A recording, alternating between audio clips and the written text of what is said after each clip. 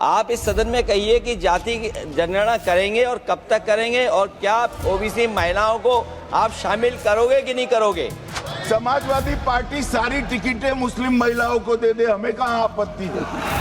हमें कोई आपत्ति नहीं है। नमस्कार, मैं हूं पूजा सिंह और आप देख रहे हैं आर्यन टीवी नेशनल। 2027 की जनगणना को लेकर सियासत तेज हो गई है। अखिलेश यादव ने सवाल उठाया है कि जब फॉर्म में जाति का कॉलम ही नहीं है तो जातिगत आंकड़े कैसे जुटेंगे। उन्होंने इसे सामाजिक न्याय से जुड़ा बड़ा मुद्दा बताया और सरकार पर गंभीर आरोप भी लगाए। वहीं केंद्र ने साफ किया कि जनगणना पूरी प्रक्रिया के तहत होगी और कोई जल्दबाजी नहीं होगी। अब बहस इस पर है कि क्या जाति डेटा शामिल होगा या नहीं। उत्तर प्रदेश की राजनीति में एक बार फिर जनगणना का मुद्दा गर्मा गया है। समाजवादी पार्टी के अध्यक्ष अखिलेश यादव ने 2027 की प्रस्तावित जनगणना को लेकर केंद्र सरकार पर गंभीर सवाल उठाए। खास तौर पर उन्होंने जनगणना फॉर्म में जाति के कॉलम को लेकर सरकार की मंशा पर सवाल खड़े किए हैं, जिससे 2027 में होने वाली जनगणना को लेकर सियासत तेज हो गई है।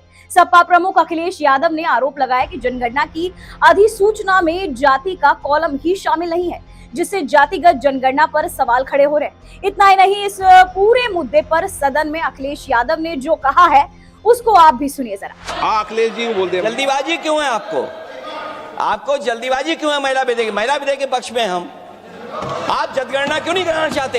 ये अध्यक्ष महोदय, आप सेंसस ये इसलिए नहीं करना चाहते हैं कि जैसे ही जनगणना होगी हम सब लोग जाति गणना मांगेंगे, जाति गणना होगी तो हम आरक्षण मांगेंगे। इसीलिए आप लोग धोखा देकर के आना चाहते हैं। आपको भी पर्याप्त मौका देंगे, सबको पर्याप्त मौका देंगे। तो सुना आपने, अखिलेश ने कहा जब जाति का कॉलम ही नहीं तो गिनेंगे क्या। इतना ही नहीं, अखिलेश ने इसको बीजेपी का एक और जुमला बताया। उन्होंने ये भी आरोप लगाया कि अगर जातिगत आंकड़े ही नहीं होंगे तो आरक्षण और अधिकारों का आधार भी खत्म हो जाएगा। सपा प्रमुख ने इसे पीडीए, पिछड़े दलित अल्पसंख्यक समाज के खिलाफ साजिश बताते हुए कहा कि इससे सामाजिक न्याय प्रभावित होगा। इसके साथ ही उन्होंने बीजेपी पर भरोसा करने वालों को ठगा हुआ बताते हुए कहा कि सरकार अपने वादों से पीछे हट रही है। 2027 की जनगणना को भारत की 16वीं जनगणना माना जा रहा है। सरकार ने इसके लिए प्रारंभिक अधिसूचना जारी की है। जातिगत जनगणना लंबे समय से राजनीतिक बहस का मुद्दा रही है। अखिलेश का ये बयान फिलहाल राजनीति के गलियारों में चर्चा का विषय है। इस पर अमित शाह का क्या कहना है, सुनिए सर। जाति के साथ ही ये जनगणना हो रही है। माननीय सदस्य धर्मेंद्र यादव जी कह रहे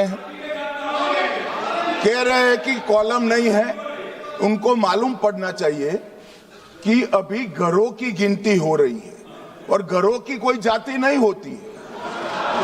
समाजवादी पार्टी का चले तो घरों की भी जाति तय कर ले।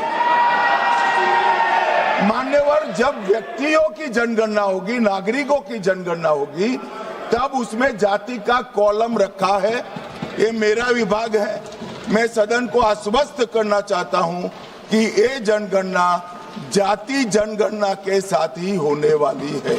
तो सुना आपने, गृह मंत्री अमित शाह ने विपक्ष के आरोपों को खारिज करते हुए कहा कि 2027 की जनगणना पूरी तरह प्रक्रिया के तहत की जा रही है। उन्होंने सदन में कहा कि सरकार किसी भी तरह की जल्दबाजी नहीं कर रही है और परिसीमन भी संवैधानिक प्रावधानों के तहत ही होगा।